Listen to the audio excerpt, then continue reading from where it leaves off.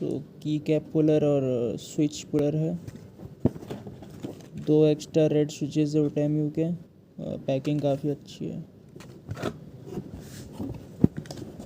Main keyboard के ऊपर आते हैं तो फोम में आता है, अच्छी कवरिंग में, so no complaints from Cosmic Byte there.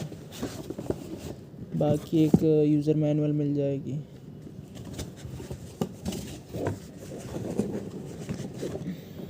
Cable भी अच्छे से ऑर्गेनाइज्ड है, फ्रेश पीस है, रिफर्बिश नहीं है।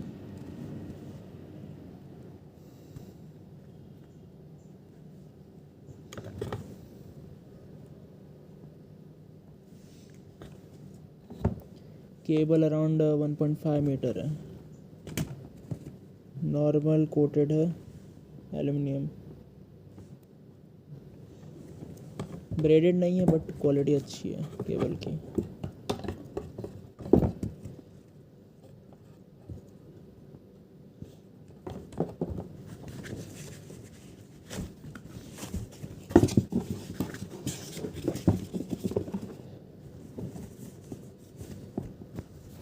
घूंघट उतारते हैं अभी।